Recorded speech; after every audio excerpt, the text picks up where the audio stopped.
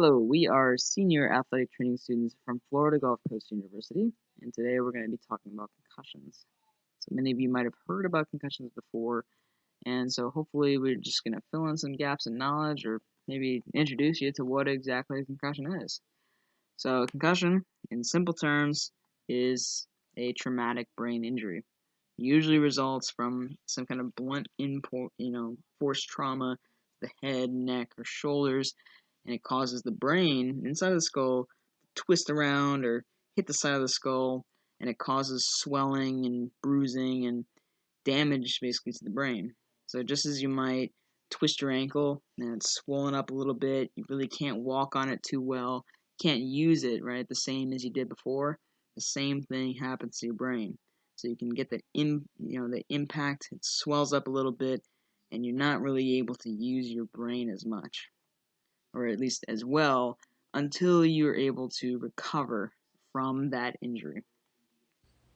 Hi, this is Zach teasing, and I'm going to be talking about some of the signs and symptoms of a concussion. So the first is going to be dizziness or headaches. An athlete can complain about either of those. Sometimes they'll complain about feeling sluggish or groggy, like their head's in a fog. They'll be sensitive to light and sound, so those big stadium lights could possibly affect them, or, crowds in the stand. They'll have mood and personality changes. So their entire behavior could be different than how you know them. They could be really sad or depressed. Another one is balance and coordination difficulties. So their proprioception's kind of just thrown out of whack.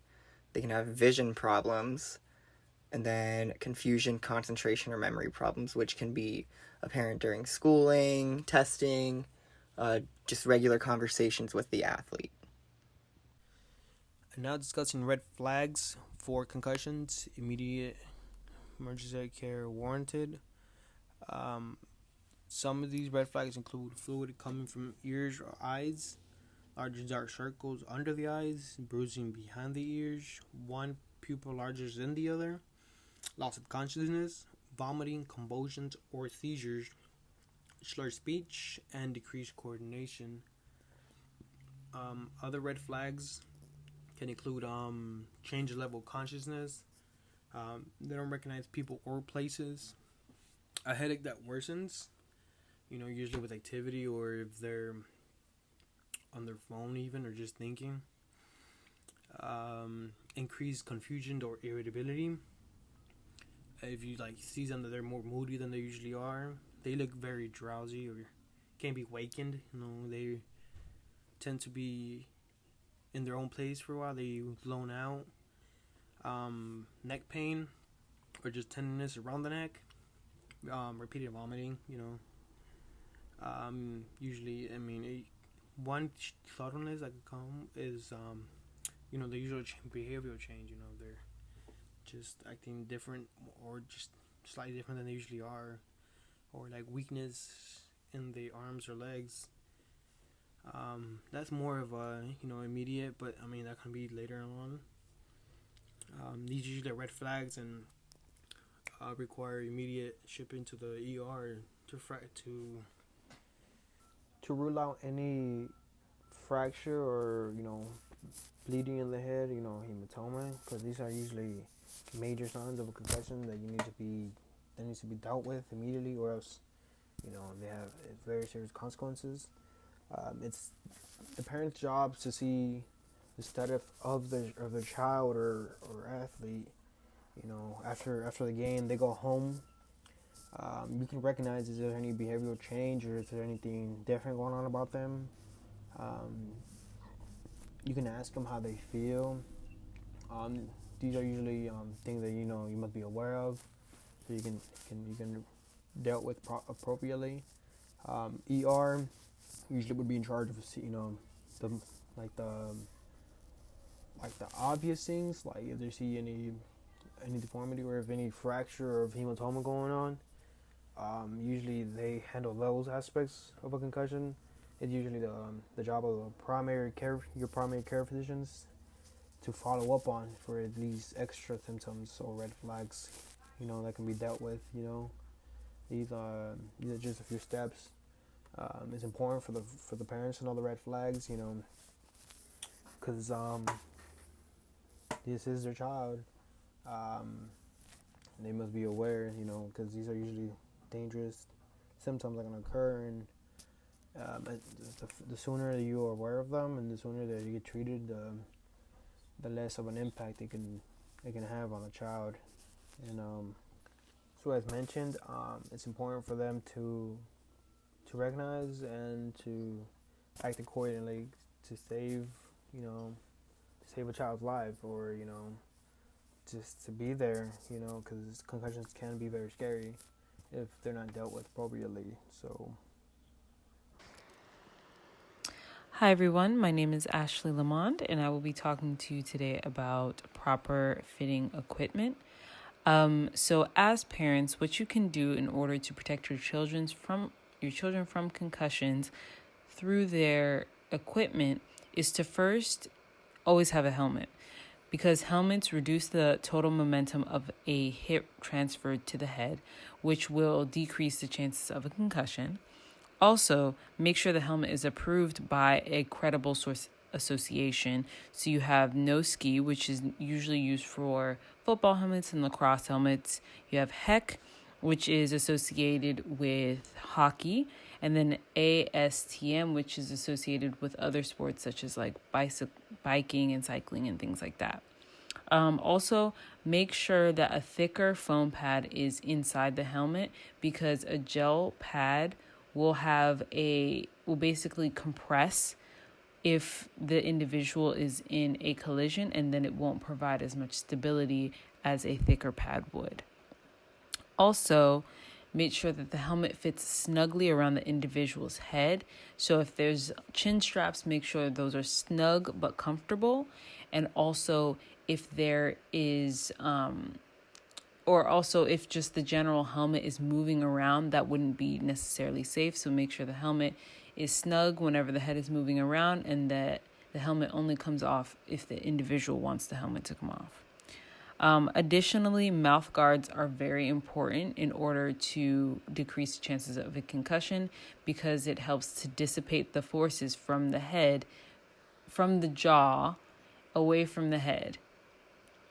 So the best type of mouth guard would be fitted by a dentist, but that way can be very expensive. So also, you can use boil and bite mouth guards, where you would heat up the mouth guard and have the individual bite on the mouth guard so that it's able to fit to the upper jaw and teeth of that individual. Hello, this is Harvey. I'm going to be talking about concussion recovery. What I want to highlight is that not all concussions are the same, and so not all the recovery process is the same for each child. And what I want to highlight is that regardless of what return, whether it's return to learn or return to sport, rest is what's recommended first after a concussion. So the best medicine is rest. You have to avoid electronics, social media, and symptoms until symptoms decline. And so that could be anywhere from a period of 24 to 48 hours. And that's generally recommended before you do return to learn or return to sport. But return to learn comes first before return to sport. And so return to learn is patient dependent or dependent on your child. Some can jump straight into school after relative rest and can begin their return to sport. But if they don't, then they will have to have a more detailed plan of care. And so return to learn quickly is just 4 stages, with the last stage encompassing full recovery to academics, so they can attend school full-time without symptoms. They can self-advocate, meet due dates, do normal activities, take a test, 1 test per day, resume normal workload in school. And then once they can hit that marker, then they can do the return to sport. And so the other 3 stages of return to learn are: the first stage is complete physical and cognitive rest, which was mentioned earlier. So that could be no school attendance, no technology usage. It's just rest. That's if they cannot really cope with going to school, and so they'll have to regress to that stage. And it's important to note that before jumping into the different stages, they have to be symptom-free for 24 hours. Stage 2, return to school with accommodations, so limited technology use, limited use of your book bag, especially if it's heavy, no test, and more rest. Stage 3, continue academic accommodations. This is where they will go to school full-time as opposed to partial part of the time. They can increase workload and can start incorporating more assignments into their schoolwork. And then after that's done, they'll go into return to sport once they are clear. Return to sport involves 6 stages. And so the first stage is symptom-limited activity. The second stage is light aerobic exercise. Third stage, sport-specific exercise. Fourth stage, non-contact training drills. And fifth stage, full contact practice. And the sixth, finally, return to sport. So before the progression of each stage, they have to be symptom-free, once again, for 24 to 48 hours. And typically, this whole return to normal life after a concussion takes around a week to a week and a half. And so, with that being said, if symptoms are more persistent in a month in children, then they should be referred to a healthcare professional who's an expert in the management of concussions. And with either return to learn or return to sport, you can regress back to previous stages, and these stages are in 24-hour increments. And so takeaway here is that after a concussion, you need rest, and that involves avoiding school if needed, and social media, technology, or other stimulus. So that's a quick synopsis on recovery. So what can you do as a parent? First and foremost, you need to be informed. Hopefully this presentation kind of showed you the ins and outs to concussions and how to detect them. Now that you know, talk to your child about them. Concussions are one of those invisible injuries. There are no signs and symptoms outside of the body. It's all in the head. So your child needs to know what to look for to keep themselves safe. If you suspect your child may have a concussion, take them out, remove them from play. There is no benefit to keep playing. It could only get worse. There will always be more games as long as you take them out. Also, make sure you report the condition to a physician, someone who has experience with concussions and can care for your child. As long as you follow these guidelines, your child should stay safe and continue playing the sport they love.